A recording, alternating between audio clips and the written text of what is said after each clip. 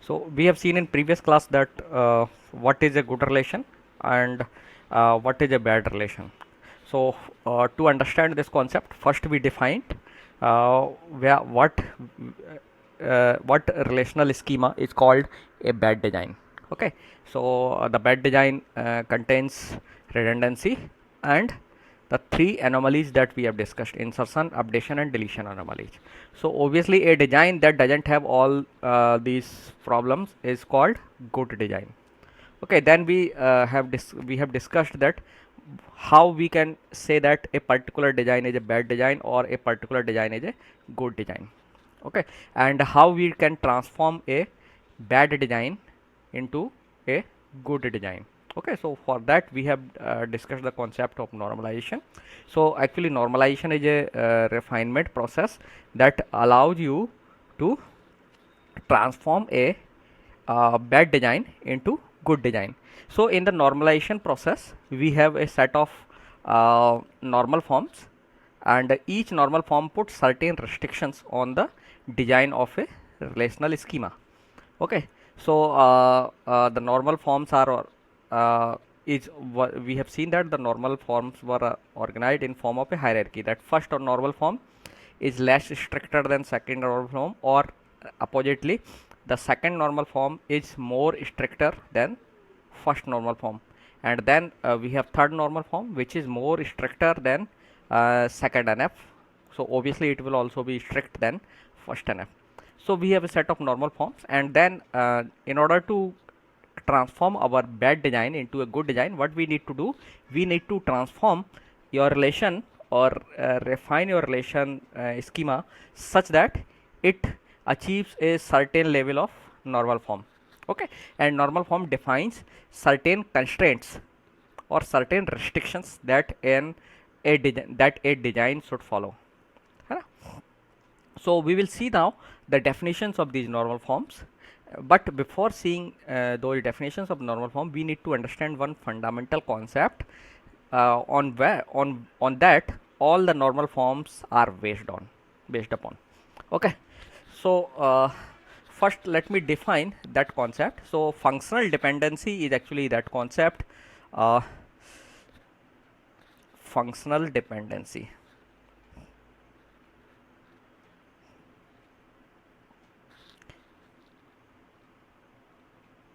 Okay, so functional dependency is a fundamental concept that is the fundamental in each and every normal form. Okay, so in order to understand these normal forms, we need to understand the concept of functional dependency. So first let me define the functional dependency. So let's assume we have a relation uh, R. Okay, so I will always denote is a relation with a small r. Okay, so relation means I am talking about a relational instance, relation instance. You know what the meaning of instance is. And let's say it is based on the schema CD, like that. So you know that we represent relational schema with capital R, and we represent that schema like that. So suppose R is some relation which is based on this schema capital R A B C D. So इसका मतलब ये है कि इस relation में 5 attributes हैं. One first attribute is A, second attribute is B, second third is C, fourth is D and fifth is E. So this is called relational schema, and this is relation instance. Now a functional dependency, so let's assume that alpha is some subset on this.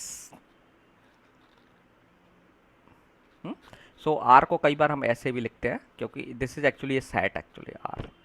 Okay, हम denote ऐसे करते हैं, but actual meaning R का ये है.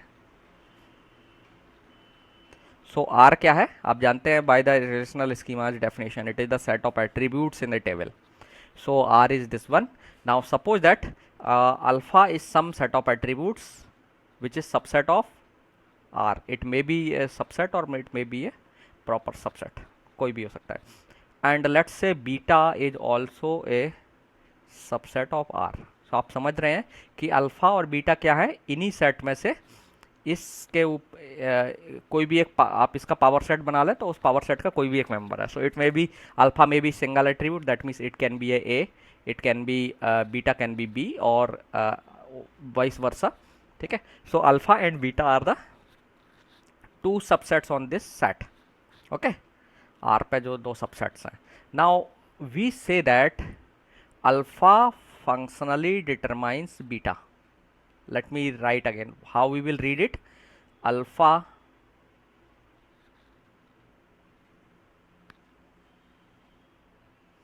functionally determines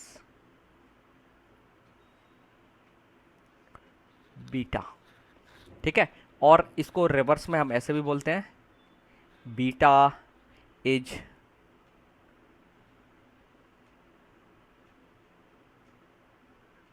functionally dependent on alpha. दोनों तरह से हम रीड करते हैं, सो इट डिपेंड्स आप किस तरीके से रीड करना चाहते हैं. Okay, so this is the notation of functional dependency, and we represent functional dependency like that. So alpha is some set of attributes on R, beta is some set of attributes on R. Then we say that alpha functionally determines beta if and only if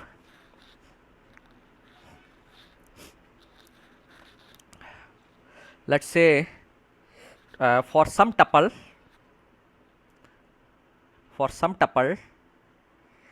t1 alpha. So suppose we have if and only if for a pair of tuples t1 and t2, if t1 alpha equals t2 alpha, then t1 beta equal to t2 beta. ठीक है. हो सकता है अभी आपको कुछ समझ में नहीं आया. Let me explain it what is the meaning of that. Now what I am saying कि हम कहेंगे कि alpha determines beta if we have a pair of tuple t1 t2 from R. ठीक है, that belongs to R, such that if in both the tuples alpha value is matching, in both the tuples value of alpha attribute is matching. So alpha means it can be a single attribute, it can be a set of attributes. So if in a pair of tuple we have taken suppose we can take any pair of tuple from R. So in that pair if alpha value is equal in both of the tuples, then beta value in both the tuples should also be equal. So if this rule is satisfied for any pair of tuples from R, then we say that alpha functionally determines beta. Okay, let me repeat again. We say that alpha functionally determines beta if and only if for any pair of tuple t1 t2 we can have that if their alpha value is matching, then their beta value will also match. ठीक है, ये optional है, हो सकता है नहीं भी match करे. It may be the case you choose two tuples लेकिन उनमें अल्फा वैल्यू मैच नहीं कर रही है, तो जरूरी नहीं है उनमें बीटा वैल्यू मैच करे. That is separate thing. But if alpha value is matching, ये ध्यान रखना, restrictions, we are talking about a restriction that if both the tuples have same alpha value then their beta value will definitely will be same. That is called functional dependency.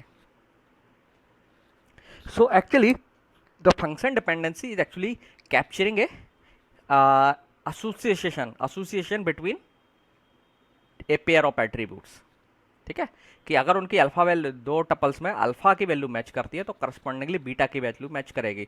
So that means if you know alpha value we can predict beta value, you can say the beta value. So maybe अभी आपको definition clear नहीं होगी, but let me take one example.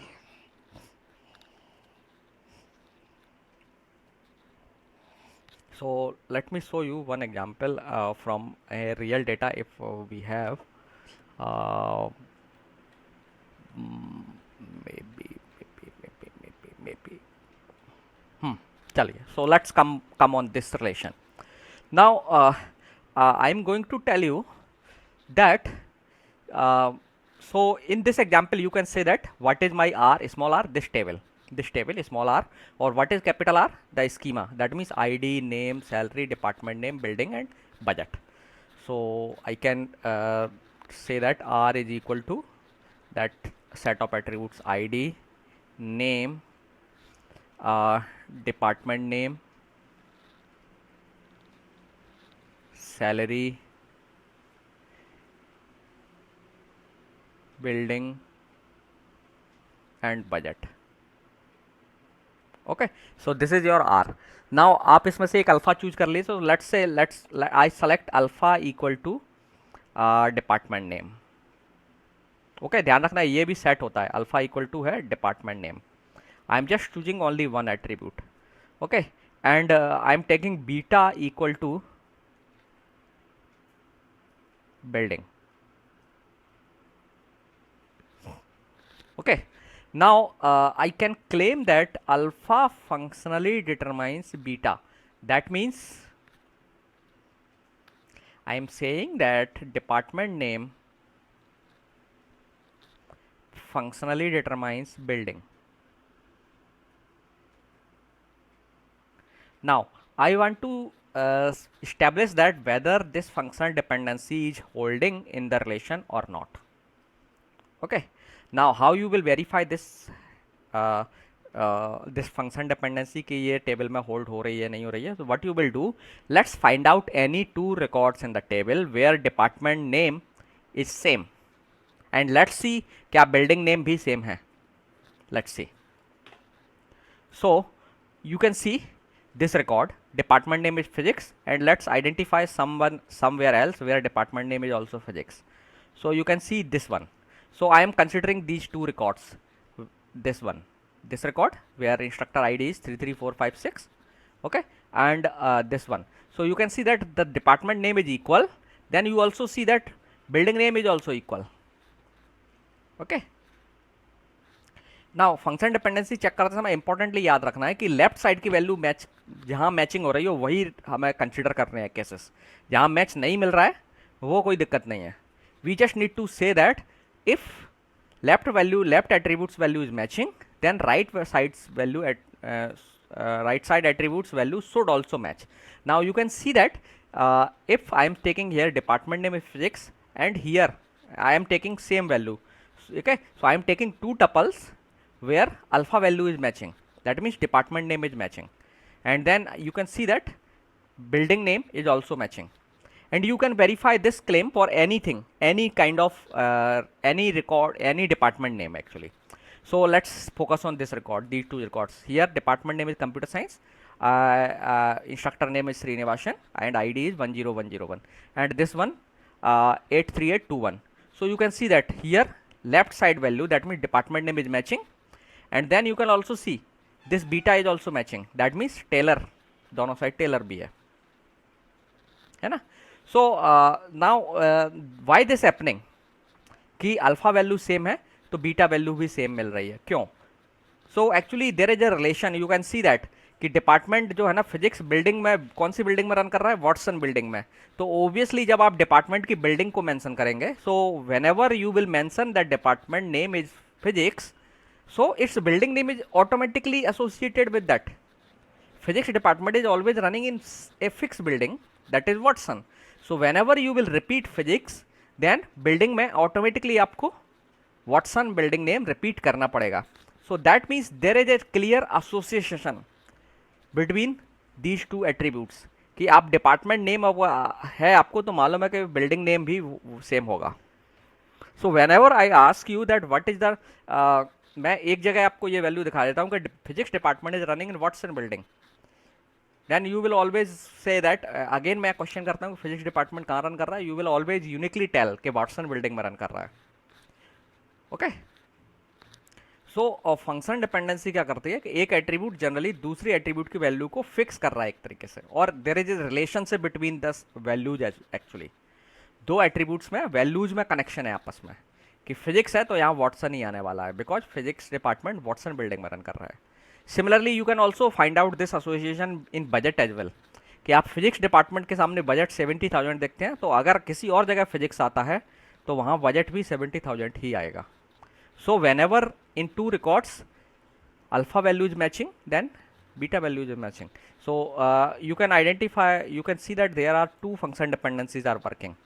Department name also determines budget. Okay, so since one value, अगर आपको इस attribute की value पता है तो आपको मालूम है कि दूसरी इसकी वैल्यू क्या होगी. That means there is a clear association among these values, है ना. जैसे मैं पूछता हूँ कि व्हाट्स फिजिक्स डिपार्टमेंट की बिल्डिंग नेम क्या है, अब आपको मालूम है तो आप तुरंत से वॉटसन कहेंगे, है ना. So there is a 1-to-1 association, you can say not 1-to-1, that is a clear association in the values. Now let me give you one example so that you जो जिसमें function dependency hold नहीं हो रही हो, so that you will able to understand in a better way.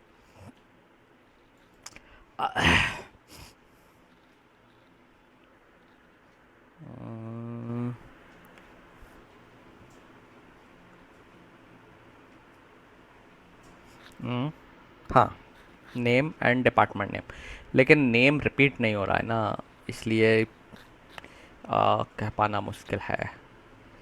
Instructor का नाम से department determine नहीं होगा. You are clear, you are sure और you are correct actually, but we will not B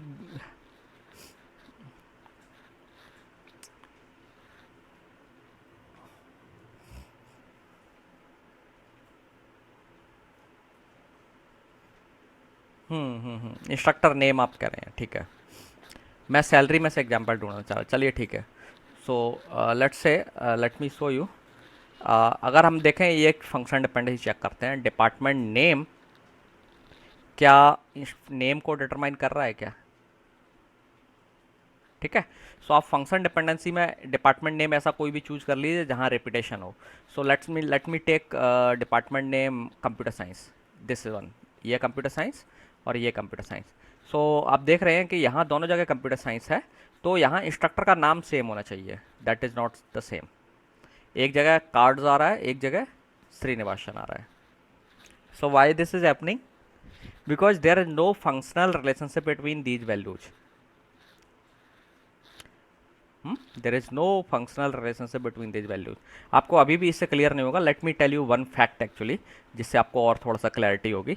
actually क्या होता है कि जब दो एट्रीब्यूट्स के बीच में फंक्शनल रिलेशनशिप होती है, तो आप एक एट्रीब्यूट से दूसरी एट्रीब्यूट की वैल्यू के बारे में क्लियरली बोल पाएंगे. कैसे कि जैसे आप देख रहे हैं, जब डिपार्टमेंट नेम फिजिक्स है,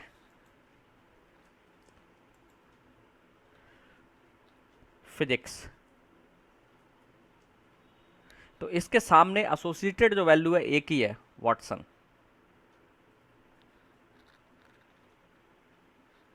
ठीक है. लेकिन अगर मैं डिपार्टमेंट नेम फिजिक्स के सामने इंस्ट्रक्टर्स को या आईडी को एसोसिएट करता हूँ, फिजिक्स डिपार्टमेंट नेम है, सो मैं जस्ट ये जानना चाह रहा हूँ क्या डिपार्टमेंट नेम आईडी को फंक्शनली डिटरमाइन करता है क्या, इंस्ट्रक्टर आईडी को, ठीक है. सो अब कहने का मतलब क्या है, फंक्शन डिपेंडेंसी अगर होगी इन दोनों एट्रीब्यूट्स के बीच, तो मैं कोई भी एक डिपार्टमेंट की वैल्यू चुनता हूँ तो इसके करस्पॉन्डिंग हमेशा एक ही वैल्यू मुझे मिलना चाहिए. फिजिक्स के सामने एक ही वैल्यू मिलना चाहिए, यूनिक वैल्यू मिलना चाहिए, ठीक है. फिजिक्स से corresponding I should get only one value. लेकिन आप देखेंगे जब आपको मल्टीपल आईडीज मिल जाएंगे इसमें, सो दैट मीन्स जो मैपिंग है एक्चुअली, सो आप फंक्शन डिपेंडेंसी को मैपिंग के तौर पर भी अंडरस्टैंड कर सकते हो. अगर आपको एक रिलेशनशिप जो मैं एट्रीब्यूट्स दे रहा हूँ, पेयर दे रहा हूँ एट्रीब्यूट्स के, मैं आपसे पूछता हूँ कि डिपार्टमेंट नेम और बिल्डिंग में फंक्शन डिपेंडेंसी है कि नहीं है, तो आप देख लीजिए कि इनके बीच में कार्डिनलिटी मैनी टू वन है कि नहीं है, मैनी टू वन या 1-to-1 है कि नहीं है, ठीक है. सो अगर इन दोनों एट्रीब्यूट्स के बीच में mapping cardinality many to one या 1-to-1 है, तो इसका मतलब है कि फंक्शन डिपेंडेंसी दोनों के बीच में होल्ड हो रही है. और फंक्शन डिपेंडेंसी का मतलब यही है कि एक इस एट्रीब्यूट की एक वैल्यू के करस्पॉन्डिंग दूसरे एट्रीब्यूट की एक ही वैल्यू पॉसिबल होगी. दो वैल्यू अगर है तो नहीं होगा। जैसे आप मैं एक और एग्जांपल लेता हूँ, लेट्स से आधार नंबर,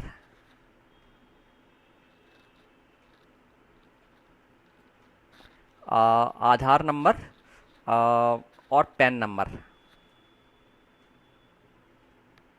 आपको मालूम है पर्सन के पास अगर कोई नॉर्मल सिनेरियो की बात कर रहे हैं, किसी ने फर्जीवाड़ा नहीं किया, तो एक आधार नंबर के करस्पॉन्डिंग पैन नंबर की वैल्यू एक ही होगी, है ना। So if I am given the Aadhaar number, then I can uniquely tell the PAN number of that person, अगर आधार नंबर के साथ पैन नंबर स्टोर्ड है या लिंक्ड है, ठीक है। But can you tell me, एक पर्सन जो है उसका आधार नंबर है,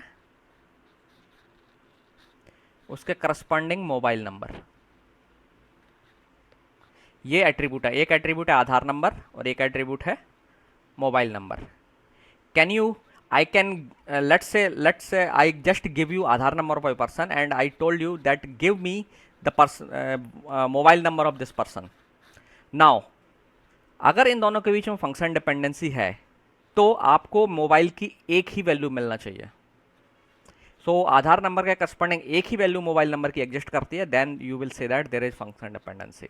लेकिन अगर आधार नंबर के करस्पॉन्डिंग लेट्स से दो मोबाइल नंबर हैं, M1 और M2, तो इसका मतलब इन दोनों के बीच में फंक्शन डिपेंडेंसी नहीं है। So now I think you might have understood कि फंक्शन डिपेंडेंसी का मतलब क्या है, कि अगर एक एट्रीब्यूट की वैल्यू के करस्पॉन्डिंग दूसरे एट्रीब्यूट की केवल एक ही पॉसिबल वैल्यू है maximum, then we say that the first attribute functionally determines second one, ठीक है। सो इससे क्या होता है, जब आप फंक्शन डिपेंडेंसी एक्चुअली एक तरीके का रिस्ट्रिक्शन है जिसकी मदद से आप दूसरे एट्रीब्यूट की वैल्यू प्रेडिक्ट कर सकते हो या यूनिकली बता सकते हो टेबल देख करके, there will be no confusion in that, ठीक है। जैसे मैं अगर एक आईडी देता हूं आपको, आई just give you N instructor ID, आप मुझे नाम यूनिकली बता पाएंगे, है ना। लेकिन अगर मैं एक सपोज इंस्ट्रक्टर का नाम आपको देता हूं in that consider that table, थोड़ी देर के लिए, हालांकि इसमें ये डेटा तो अभी वो चीज़ नहीं कंफर्म कर रहा है उसके according. So suppose that I just give a name to you Srinivasan, assume that, and may be there may be two Srinivasan. मैं पूछता हूँ आपसे श्रीनिवासन की आईडी क्या है, एंड हो सकता है इस दो जगह श्रीनिवासन कहीं लिखा हो, एक जगह श्रीनिवासन की आईडी 10101 है और there is some other Srinivasan as well, his ID something else. मान लीजिए एक यूनिवर्सिटी में दो श्रीनिवासन नाम की फैकल्टी है, then I just ask you what is the instructor ID of Srinivasan, would you able to tell me uniquely what is the ID? नहीं बता पाएंगे ना आप। क्यों नहीं बता पाएंगे? बिकॉज नेम जो है आईडी को फंक्शनली डिटरमाइन नहीं करता है, ओके क्योंकि एक नेम के करस्पॉन्डिंग दो आईडी हो सकती हैं, okay. So this is not a function dependency. लेकिन अगर आप देखें, मैं आईडी आपको एक देता हूं तो तुरंत आप यूनिकली मुझे इंस्ट्रक्टर का नाम बता पाएंगे। जैसे मैं पूछता हूं 12121 की आईडी क्या है, सॉरी उल्टा बोल गया मैं, ID of instructor I am giving you is 12121 and I want to tell me the name of that corresponding instructor, W वो, है ना। So there is only one person, one name you will see, एक ID के corresponding एक ही name मिलेगा, you will not be able to see multiple names, है ना, क्योंकि आईडी खुद ही यूनिक है। सो यूनिक जो एट्रीब्यूट्स होते हैं वो ऑटोमेटिकली सबको डिटरमाइन करते हैं। आधार नंबर के करस्पॉन्डिंग एक ही नाम मिलेगा, एक ही एज मिलेगी, एक आदमी की दो एज तो होती नहीं है, आधार नंबर एक पर्सन के लिए एक ही है। सो एक और चीज़ याद रखना है, जो एट्रीब्यूट्स जिसमें रिपीटेशन नहीं है वो सबको फंक्शनली डिटरमाइन करते हैं। सो ऑब्वियसली जो की एट्रीब्यूट होता है it functionally determines all the attributes, ठीक है।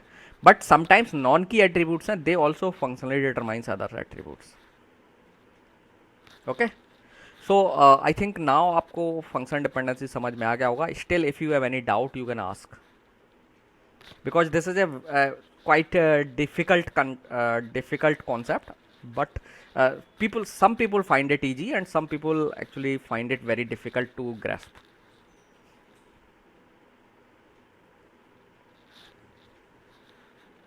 अगर किसी को और डाउट हो then I can take some other example.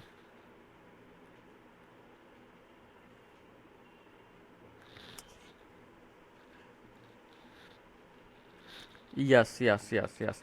Okay, one more thing, जो फंक्शन डिपेंडेंसी है, this constraint is related to semantic of the data. ठीक है, ये ध्यान रखना, ये डेटा के सीमेंटिक पर डिपेंड करता है। अगर आप डेटा का सीमेंटिक बदल देंगे, मीनिंग बदल देंगे, दैट मीन्स ये डिपेंडेंसी भी बदल सकती हैं। फंक्शन डिपेंडेंसीज हमेशा, सारी फंक्शन डिपेंडेंसीज एक जगह, that function you can change the function dependency, actually it is associated with the semantic of data. So अगर आप डेटा का मीनिंग समझते हैं, you can easily find out whether certain function dependency is existing between attributes और not. ठीक है, it is a constraint that is associated with the semantics of the data. Semantic मतलब meaning. जैसे assume कर लीजिए थोड़ी देर के लिए मैं कंस्ट्रेंट इंस्ट्रक्शन लगा देता हूँ इस टेबल में। You can C in this table कि यहाँ पे नाम में कहीं भी रिपीटेशन नहीं है। सो इंस्ट्रक्टर का जो नेम है वो आईडी को भी फंक्शनली डिटरमाइन करेगा। मैं आपको नाम बताऊँगा, एक पर्सन बोलता हूँ कि आइंस्टीन की आईडी बताइए, आपको एक ही आइंस्टीन मिलेगा और आप एक ही वैल्यू बताएंगे। ठीक है, अगर क्योंकि नाम में कहीं रिपीटेशन नहीं है। श्रीनिवासन की आईडी बताइए, देयर इज नो रिपीटेशन, आप एक ही वैल्यू बताएंगे। So that means name is also functionally determining in this table. But however, it is all not always true. So sometimes what happens, you may be so function dependency को actually identify करते समय आपको data पर ध्यान नहीं देना है, आपको एट्रीब्यूट्स में के जो सीमेंटिक है उस पर ध्यान देना है। ठीक है, उससे एसोसिएटेड जो रिलेशनशिप्स हैं एट्रीब्यूट्स में उनको समझना है। सीमेंटिक्स या जो उनके बीच का जो इंटरेक्शन है उसे समझना है। डेटा देख करके आपको नहीं बोलना है। इस टेबल में आप देख सकते हैं नेम आईडी को फंक्शनली डिटरमाइन कर रहा है। ऐसा क्यों हो रहा है? क्योंकि नेम में कहीं भी रिपीटेशन नहीं है। बट यू नो दैट एक ऑर्गेनाइजेशन की हम बात करें या किसी यूनिवर्सिटी की बात करें तो उसमें स्टूडेंट्स के नेम है या इंस्ट्रक्टर के नेम है, उनमें रिपीटेशन हो सकता है। अज्यूम कर रही है यही टेबल स्टूडेंट की टेबल होती तो आपको मालूम है स्टूडेंट्स के नाम मैच कर सकते हैं। बहुत ज़्यादा स्टूडेंट्स हैं, इंस्ट्रक्टर कम है तो हो सकता है उनके नाम में रिपीटेशन ना आए, but still there are chances कि उनके नाम में रिपीटेशन हो। सो आप देखेंगे नेम जो है ना आईडी को डिटरमाइन नहीं कर सकता, क्योंकि नेम के करस्पॉन्डिंग एक आईडी आप नहीं रख सकते, क्योंकि देर में भी टू श्रीनिवासन, जैसे मैंने कहा तो टू श्रीनिवासन है तो ओबियसली श्रीनिवासन नाम के करस्पॉन्डिंग दो आईडी है। इस तरीके का सिनारियो नहीं होना चाहिए कि यू हैव ए आपके डेटा में पूरी टेबल में से आपने श्रीनिवासन खोजे और आपने पाया कि श्रीनिवासन नेम के सामने दो आईडी हैं।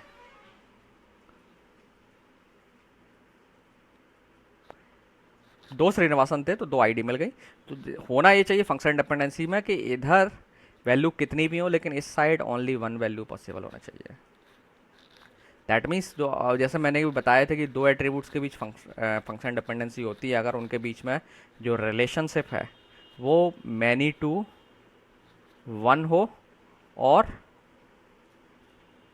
वन टू वन हो, तो आपको जजमेंट लेना है कि फंक्शन डिपेंडेंसी ऑकर हो रही है नहीं हो रही। तो आपको डेटा पर ध्यान दे करके नहीं देखना है, डेटा देख करके नहीं देना है, क्योंकि डेटा समटाइम्स आपके टोटल रिप्रेजेंटेटिव नहीं होता है। किसी इंस्टांस को देख करके टेबल पर को ये डिक्लेयर नहीं कर देना है कि यहाँ ये फंक्शन डिपेंडेंसी ऑकर हो रही है।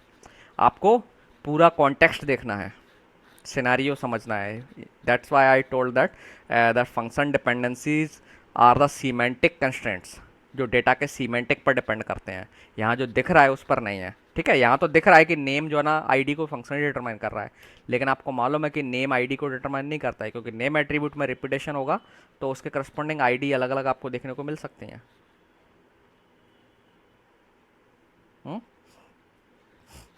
सो एक्चुअली समटाइम्स क्या होता है, इसके बेस पर हम फंक्शन डिपेंडेंसी को क्लासीफाई भी कर सकते हैं। एक होती है टेम्पोरल फंक्शन डिपेंडेंसी, जो कुछ टाइम के लिए ऑकर हो रही है, एक इंस्टांस पर ऑकर हो रही है, दूसरे इंस्टांस पर देखने को नहीं मिले।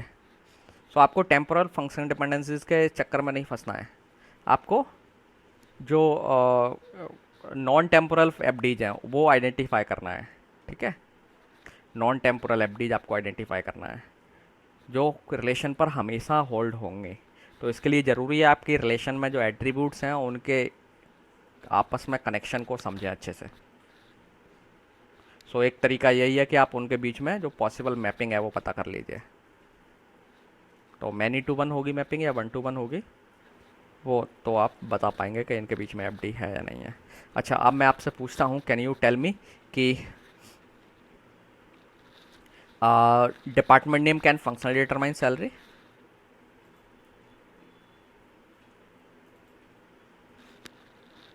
आई just want to ask you that, यही टेबल देख करके बताना है, department name functionally determine salary.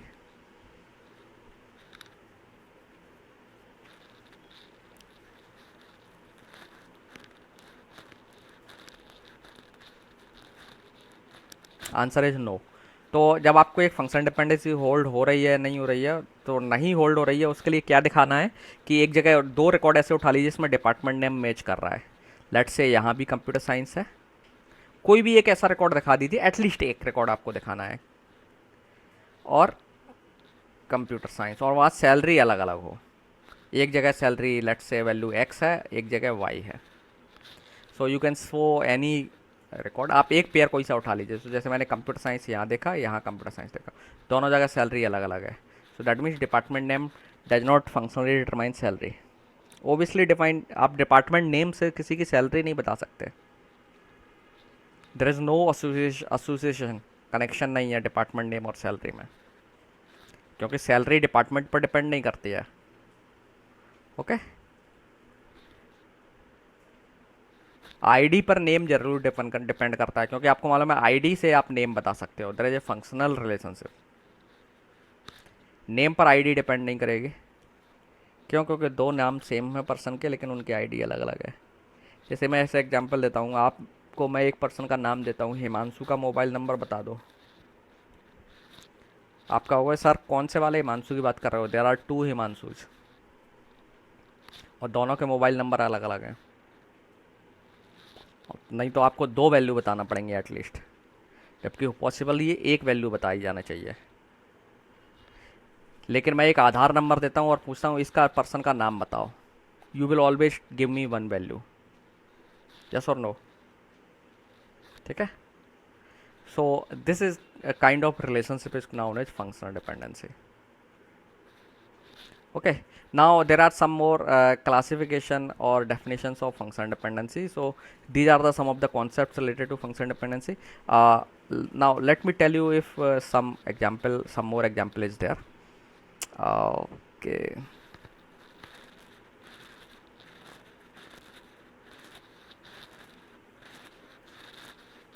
कहाँ पे? कौन सा? ये वाला? नहीं है, मैनी टू वन कहाँ है? ये मैनी टू मैनी है, मैनी टू मैनी है ना, ठीक है ना, मैनी टू मैनी है। या तो मैनी टू वन होना चाहिए या वन टू वन होना चाहिए रिलेशनशिप, फंक्शन जो मैपिंग जो रिलेशनशिप है वो। ठीक है, ये सबसे बेस्ट तरीका है पहचानने का, कि आप देख लीजिए कि दोनों एट्रीब्यूट्स या जो पेयर्स लिए हैं उनके बीच में रिलेशनशिप कैसी है, मैनी टू वन है या वन टू मैनी। अच्छा, आपसे कई बार फंक्शन डिपेंडेंसी पूछा जाता है, इसके बीच में होल्ड हो रही है नहीं हो रही है, तो आप पहले कोशिश करिए कि ये दिखा दीजिए कि होल्ड नहीं हो रही है। और होल्ड नहीं होने के लिए आपको क्या करना है, कोई भी दो रिकॉर्ड एक पेयर ऐसा दिखा देना है जिसमें लेफ्ट साइड की value that means x alpha value match कर रही है, लेकिन बीटा वैल्यू मैच नहीं कर रही है, बीटा वैल्यू अलग अलग है। ये आप दिखा देंगे, then you will say that कि ये फंक्शन डिपेंडेंसी होल्ड नहीं हो रही है। अगर नहीं दिखा पा रहे हैं that means function dependency hold हो रही है, आपको ऐसा कोई भी पेयर नहीं मिल रहा है तो। ठीक है, now let's see classification of function dependencies. One classification is trivial and non trivial function dependencies. Trivial and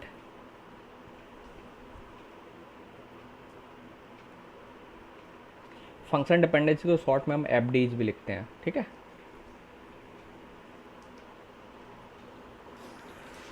so an FD, so let's say we have a function dependency। मैं अब पूरा जो रिलेशंस जो आपका रिलेशन स्कीमा और ये सब नहीं लिख रहा हूँ। So suppose alpha is some subset of capital R and beta is also some subset of capital R, and we say that let's say we have a function dependency alpha determine beta, where beta is subset or equal to alpha, then such FD is called trivial FD.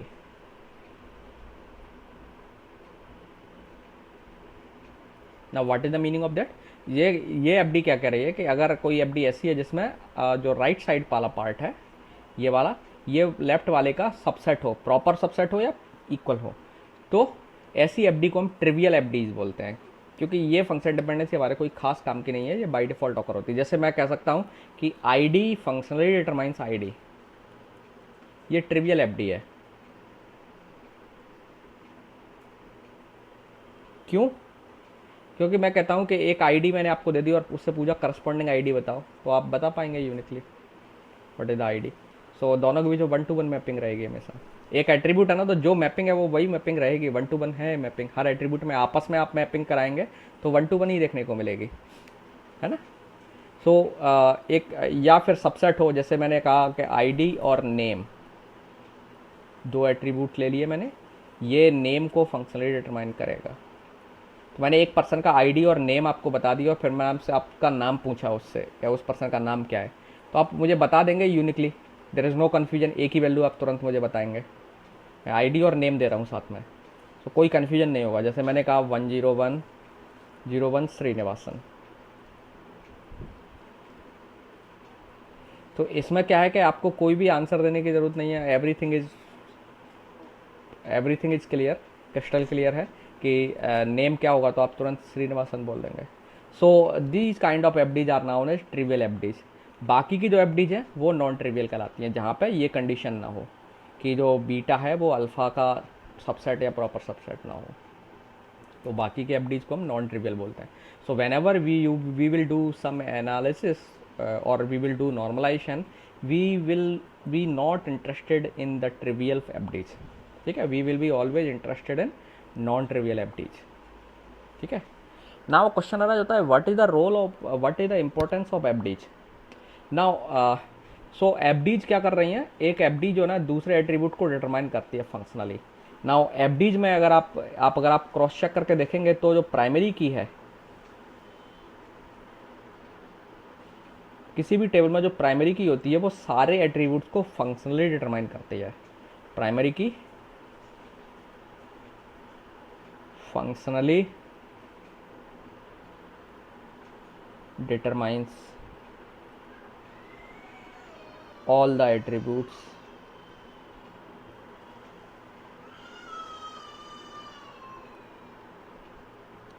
in a relation, ठीक है। ये point आपको बहुत important है और याद रखना है। किसी भी रिलेशन में जो प्राइमरी की है वो सारे एट्रीब्यूट्स को फंक्शनली डिटरमाइन करती है।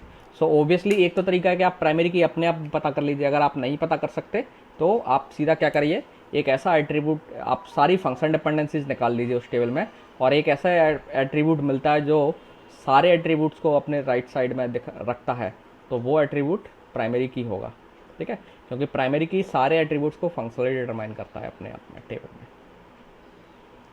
ठीक है। सो this is the idea of FDs. Okay, so FDs are very important और FDs are used to identify the problems in the database also, ठीक है। अगर आप जो रिलेशन डिज़ाइन बना रहे हैं उसमें जो प्रॉब्लम्स है वो FDs से आप पता कर सकते हैं। सो कई बार कुछ FDs जो है ना वो क्रिएट करती हैं insertion and deletion anomaly. So अगर आप इस रिलेशन को देखें ज़रा, so let's find out the FDs in this example relation that we were talking about, this one. Can you tell me what are the FDs are existing there. So आप देखते हैं ID से name determine कर सकते हो। I want to ask you, ID determines name और not? Obviously ID जो ना यूनिक है, किसी भी रिकॉर्ड में डुप्लीकेट नहीं है, तो ID will determine each and every attribute, ठीक है। So ID determines name, ID determines salary, ID determines department name, ID determines building, ID determines budget. आप चाहें तो जो मैंने एफडीज की डेफिनेशन आपको बताई है उसके हिसाब से आप क्रॉस चेक कर सकते हैं, ठीक है। सो इस टेबल में कौन कौन सी एफडीज हैं, आई लेट मी लिस्ट दो एफडीज, हालांकि it is a time taking task, so let I can write like that also. एक डायरेक्टली मैं लिख देता हूँ, आईडी डिटरमाइंस नेम, खुद को भी डिटरमाइन करता है तो आप आईडी लिख सकते हैं यहाँ पर, नेम डिटरमाइन कर रहा है, डिपार्टमेंट नेम को भी डिटरमाइन कर रहा है, एंड सैलरी को भी फंक्शनली डिटरमाइन कर रहा है, बिल्डिंग को भी डिटरमाइन कर रहा है, एंड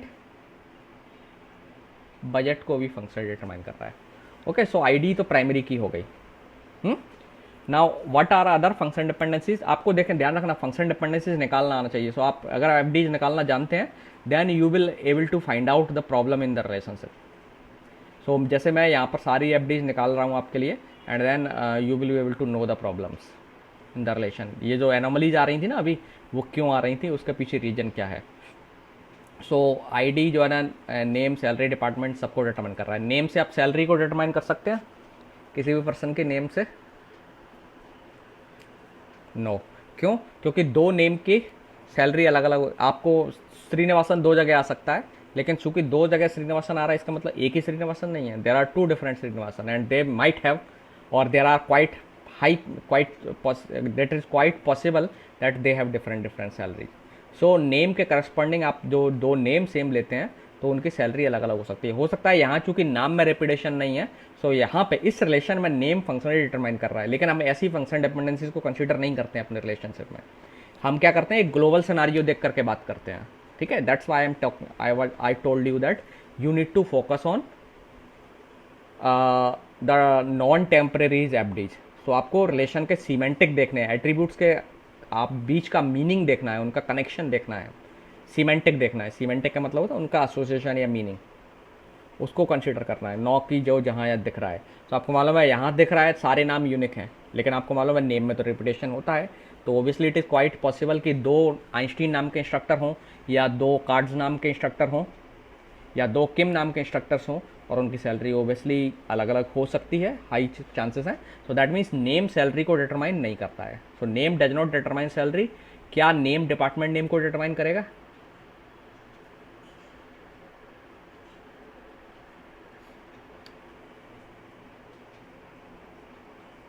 नहीं करेगा। क्यों करेगा? नहीं करेगा क्योंकि दो अलग अलग एक ही डिपार्टमेंट में दो सेम नाम के लोग हो सकते हैं, दैट इज़ क्वाइट पॉसिबल। और दो अलग अलग नाम के पर्सन अलग अलग डिपार्टमेंट भी हो सकते हैं। सो मान लीजिए एक श्रीनिवासन मैथमेटिक्स में भी है और एक Srinivasan let's say biological sciences का, let's say life science department है, उसमें भी है। तो दोनों के आप श्रीनिवासन की वैल्यू उठाएंगे, लेकिन you will see two different department names, जो कि नहीं होना चाहिए था अगर होती एफडी तो। So name can not functionally determine department. अच्छा, लेकिन अगर आप देखेंगे, we have seen already that department name building को भी फंक्शनली डिटरमाइन करता है और बजट को भी डिटरमाइन करता है। सो एक और फंक्शन डिपेंडेंसी जो आपको मिल रही है वो है department name functionally determines building. ठीक है, इन एफडीज को मैंने एक साथ लिख दिया कंबाइंड करके। सो मैं that is a rule actually, that's why लिखा है। नहीं तो आपको ID determines name, ID determine department name, ID determine salary, ये ऐसे लिखना था अलग अलग। लेकिन हम एफडीज को चूंकि कंबाइन कर सकते हैं, there is a rule, we will talk about them in next class. ठीक है, so department name determines building, एक एफडी ये है, and similarly department name determines budget, ये दो एफडीज हैं। तो लेकिन आप इसे कंबाइंड करके इसको ऐसे भी लिख सकते हैं, there is a rule actually, जहाँ लेफ्ट साइड सेम होती है एफडीज की, तो राइट साइड्स को हम आपस में यूनियन कर देते हैं। डिपार्टमेंट नेम फंक्शनली डिटरमाइंस, कई बार आपके बुक में देखोगे कॉमा लगा के ऐसे ही लिख देते हैं, हालांकि ये नोटेशन भी रियल नोटेशन, ये करेक्ट नोटेशन है, इनको ये सेट होते हैं दोनों साइड। ठीक है, लेकिन आपके बुक में हो सकता है इनको आईडी को यहाँ ब्रैकेट्स नहीं लगाए गए हो, ना ऐसे यहाँ लगाए गए हो। ठीक है, लेकिन याद रखना है आपको, स्टिल जो लेफ्ट साइड और राइट साइड दोनों जगह पर सेट्स हैं, they are sets. Okay, set of attributes हैं। So some authors follow this notation, but many authors follow the notation that doesn't have any curly braces. ठीक है, सो दोनों ही चीज़ें एक ही है। वैसे एकदम करेक्ट नोटेशन ये है, करली ब्रैकेट्स होना चाहिए। सो आप दोनों का यूनियन कर सकते हैं, बिल्डिंग कॉमा बजट। ठीक है,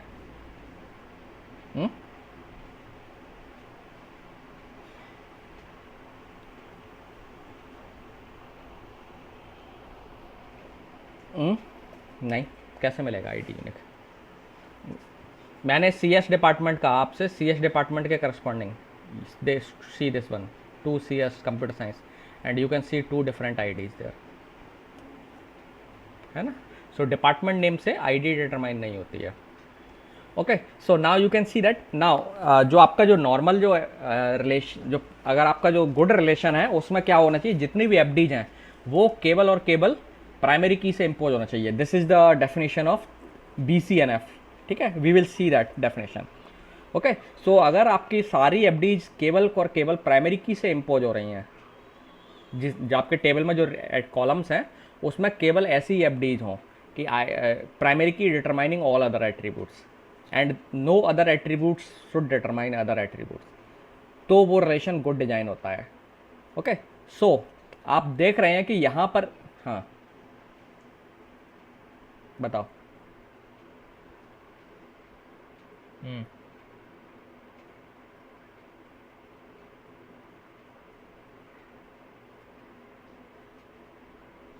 प्राइमरी की, नॉन प्राइमरी की, आपको तो फंक्शन डिपेंडेंसी की डेफिनेशन पर फोकस करना है, अभी की के कॉन्सेप्ट पर नहीं जाना है। ये तो मैं सिर्फ आपको इसलिए बता रहा हूँ अभी कि I just want you to make you understand that what is the role of FDs in design of the database, ठीक है? अभी हम और चीज़ों पर आएंगे, lot of things are there. So आप देख सकते हैं यहाँ जो प्रॉब्लम आ रही थी ना इस रिलेशन में, वो ये थी कि एक्चुअली आइडियली होना ये चाहिए एक रिलेशन में जो अच्छा डिज़ाइन होता है डेटाबेस का, उसमें डिज़ाइन, अच्छे डिज़ाइन के लिए एक कंस्ट्रेंट है या रिस्ट्रिक्शन है, वो ये है कि जितनी भी एफडीज हों वो प्राइमरी की से ही इम्पोज होना चाहिए और किसी से नहीं। लेकिन आप इस रिलेशन में अगर आप देखें तो एक एफडी जो है ना तो है ही है प्राइमरी की से, दैट्स फाइन, लेकिन इनमें भी एफडी है, डिपार्टमेंट नेम, बिल्डिंग और बजट को भी डिटरमाइन कर रहा है। तो ये जो एफडी है, इस एफडी के होने की वजह से, क्योंकि बिल्डिंग और बजट जो है ना डिपार्टमेंट पर भी डिपेंड करते हैं। ओके, सो बिल्डिंग और बजट दो एट्रीब्यूट्स हैं, ये टोटली डिपार्टमेंट पर डिपेंड करते हैं। तो डिपार्टमेंट रिपीट होगा तो बिल्डिंग और बजट दोनों रिपीट होते हैं। ओके, सो इनके बीच में डिपेंडेंसी है बिल्डिंग और बजट की डिपार्टमेंट के ऊपर। जबकि अगर बिल्डिंग और बजट की डिपार्टमेंट पर डिपेंडेंसी नहीं होती मान लीजिए इस रिलेशन में, तो इस रिलेशन में कोई प्रॉब्लम नहीं होती, that was a good design. But here one problem is that building and budget की पर डिपेंड तो कर, आईडी पर डिपेंड तो कर ही रहे हैं, लेकिन ये साथ में डिपार्टमेंट नेम पर भी डिपेंड कर रहे हैं जो कि की एट्रीब्यूट नहीं है। सो अगर कुछ एट्रीब्यूट्स नॉन की एट्रीब्यूट पर डिपेंड करते हैं तो आपके सामने वो एनोमलीज हैं वो प्रेजेंट होने लग जाएंगे। तो ये जो प्रॉब्लम आ रही थी ना, जो हमने एनोमलीज डिस्कस की थी कि आपने मान लीजिए एक इंस्ट्रक्टर को डिलीट कर दिया, तो ये डिपेंडेंसी की वजह से डिपार्टमेंट, इंस्ट्रक्टर के डिलीट होने की वजह से डिपार्टमेंट भी जाएगा, लेकिन ये इन्फॉर्मेशन भी साथ में चली गई क्योंकि ये डिपेंडेंट थी डिपार्टमेंट पर। तो डिपार्टमेंट डिलीट होगा तो ये इन्फॉर्मेशन भी डिलीट हो जाएगी। ओके, सो इसलिए आपको मैं क्या हो रहा था, इंसर्शन एनोमलीज, अपडेशन एनोमलीज और डिलीशन एनोमलीज प्रेजेंट हो रही थी इस प्रॉब्लम की वजह से। So this FDs was creating the problem. So इसका समाधान क्या बताया था मैंने, आपने ध्यान दिया होगा कि हमने इन तीनों एट्रीब्यूट्स को अलग करके टेबल बना दी थी। So that means we will remove this FD from this relation, और हम इस रिलेशन को तो रिमूव करने के लिए हम क्या करेंगे, रिलेशन को पार्टीशन कर देंगे, तो ब्रेक कर देंगे, डिकम्पोज कर देंगे। सो हमने, आपको याद होगा, दो रिलेशन बना दिए थे, ID name, department name and salary, और इसको भी सेपरेट कर दिया था, department name, building, budget. Okay, और इसमें डिपार्टमेंट नेम की बना दिया था या आईडी की बना दिया था। सो ये आपको याद होगा, यही ओरिजिनल रिलेशन का जो यूनिवर्सिटी का डाटाबेस है आपका बुक में, यही डिज़ाइन फॉलो किया है उन्होंने, है ना? यही टेबल्स आपके बना रहे हैं। सो एफडीज आपकी ऑटोमेटिकली इंडिकेट कर रही है। सो अगर आप एफडीज का एनालिसिस करते हैं तो एफडीज का एनालिसिस आपको इंडिकेट कर देगा कि what should be the proper design of the database, और ये डिज़ाइन में क्या दिक्कत है। तो आपके जो प्रॉब्लम आ रही थी ना, ये एफडीज की वजह से आ रही थी। तो इसीलिए हमने क्या किया, इन एफडीज को सेपरेट करके अलग टेबल में कर दिया यहाँ। और चूंकि मुझे जो डिकम्पोजिशन है वो लॉसलेस चाहिए था, तो मैंने इस कॉलम को कॉमन कर दिया। ओके, सो कॉमन कॉलम करते समय भी आपको ध्यान रखना है, दो टेबल्स आप जब बना रहे हैं डिकम्पोज करके एक टेबल से, तो जो कॉमन कॉलम रखना है वो कॉलम कॉमन रखना है आपको जो किसी एक टेबल में की का काम करे, चाहे तो इस टेबल में काम करे की का, यहाँ करे। तो आप देख रहे हैं यहाँ पर डिपार्टमेंट नेम की का काम कर रहा है और वही कॉलम यहाँ कॉमन है। तो जब इस तरीके से आप कॉमन कॉलम कर देंगे टेबल में जो एक जगह की का काम कर रहा हो, एटलीस्ट एक जगह, तो वो रिलेशन, वो डिकम्पोजिशन आपका लॉसलेस होता है हमेशा, ये रूल है, ठीक है, ये हमेशा लॉसलेस होगा। तो लॉसलेस होने का कारण ही यही है कि मैंने एक एट्रीब्यूट जो है की का काम कर रहा है उसे कॉमन रखा है, एक जगह की होना चाहिए, दूसरी जगह ना हो, ठीक है। सो ये यहाँ प्राइमरी की है। सो आप देख रहे हैं कि एफडीज का जो रोल है वो बहुत इंपॉर्टेंट है। हम एफडीज की मदद से अपने डिज़ाइन को करेक्ट, डिज़ाइन में जो फ्लॉज हैं, प्रॉब्लम्स हैं, उनको करेक्ट कर सकते हैं।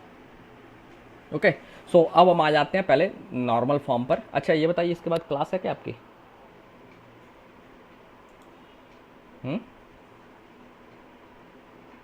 नहीं है?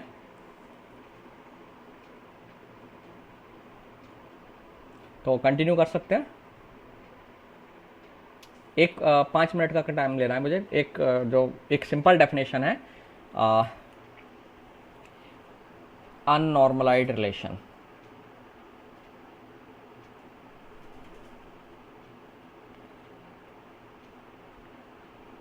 सो एक ऐसा रिलेशन जिसमें इस तरीके का रिलेशन का डिजाइन अगर हो, मान लीजिए रोल नंबर,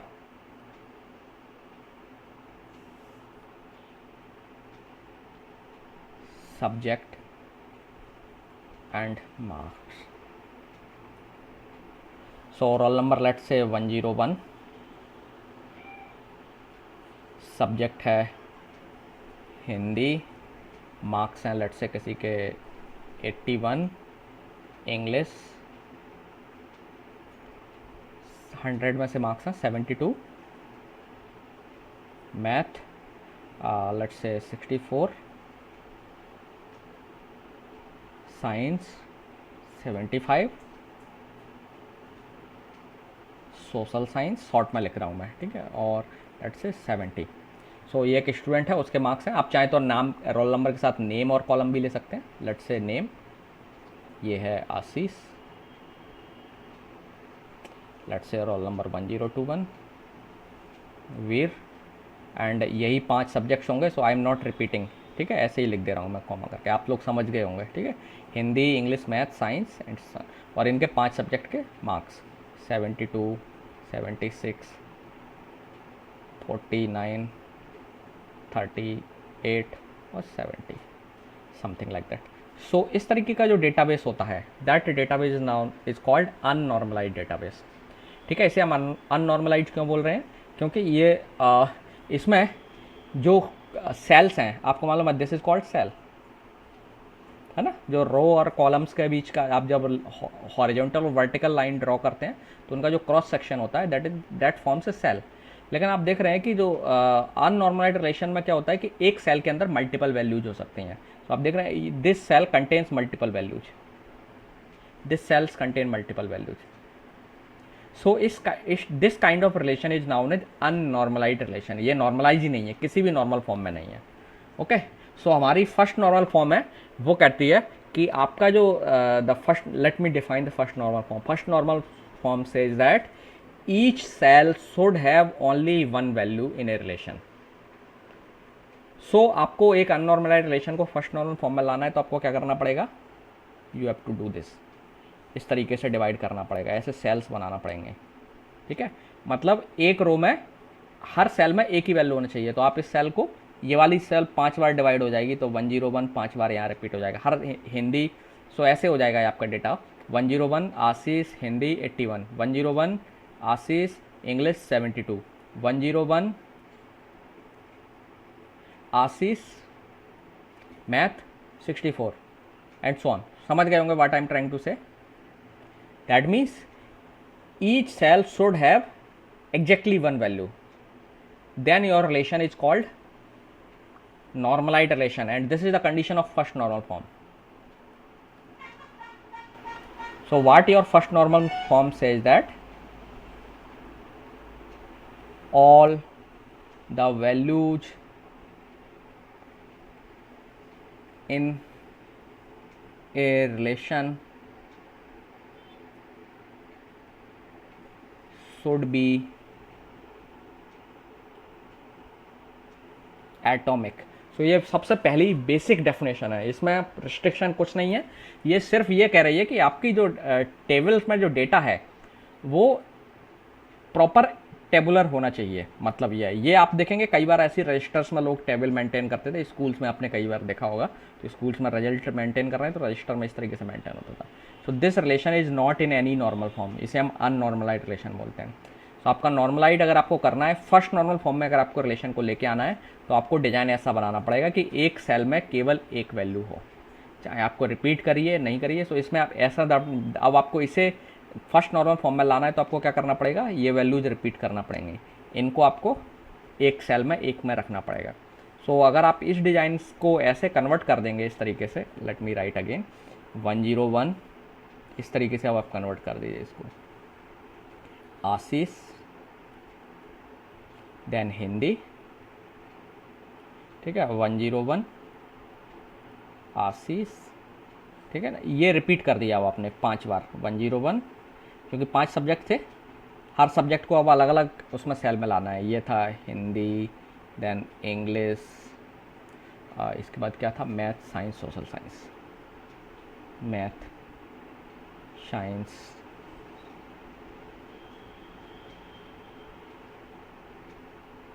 सोशल साइंस, और फिर जो भी मार्क्स हैं आपके वो मार्क्स लिख दीजिएगा, ठीक है। Now I am not writing the marks. अब आप देख सकते हैं आपका जो डेटा है ये सेल्स में आ गया।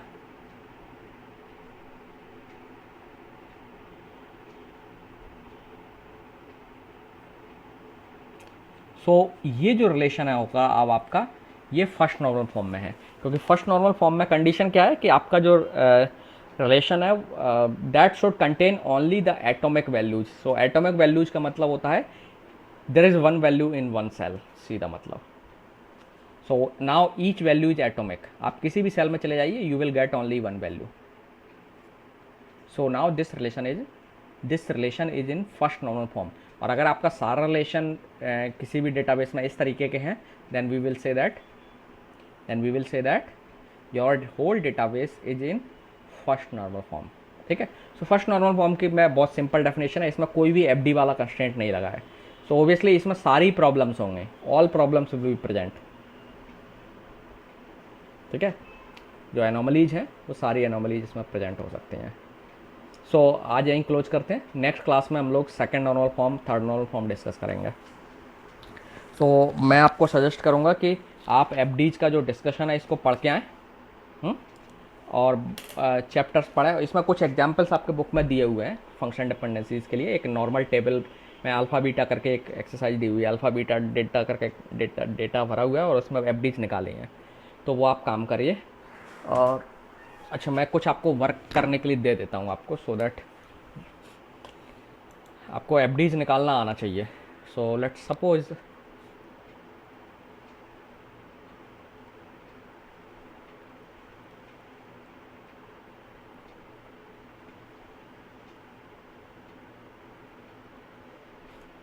department, date of joining and mobile number, address,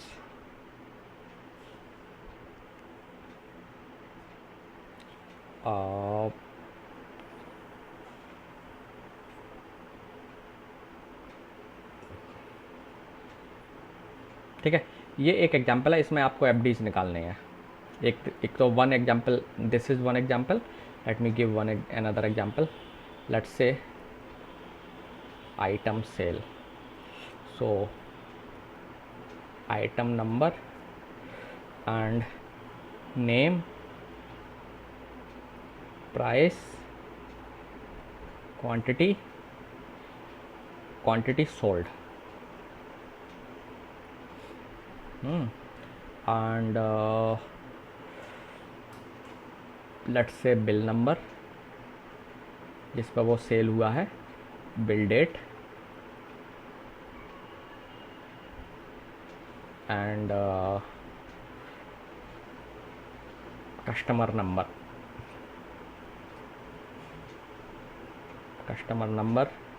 customer name, ठीक है। अच्छा, CUST कर देते हैं, नहीं तो आप उसके साथ customer name and let's say address.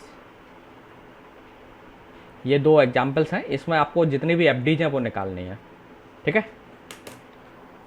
आपको मतलब समझ में आ गया होगा, एट्रीब्यूट्स का मतलब पता है, then you will able to identify. जैसे मैंने एक ये दिया आइटम सेल, SALE कर देते हैं, ठीक है, ऐसे पूरा ठीक लगेगा। आइटम नंबर, एक आइटम का नंबर है, उसका नाम, उसकी प्राइस, कितनी क्वांटिटी सेल हुई, बिल नंबर जिस पर वो सेल हुई है, उस बिल की डेट, किस कस्टमर को बेची है उसका कस्टमर का नंबर या ID जो भी है, देन कस्टमर का नाम और उसका एड्रेस, ये एट्रीब्यूट्स हैं। So you need to find out all possible FDs on this relation and all this relation also. So normalized नहीं है, but you need to find out the FDs. Okay, so इतना करके लाइए और definitely इसको करिए।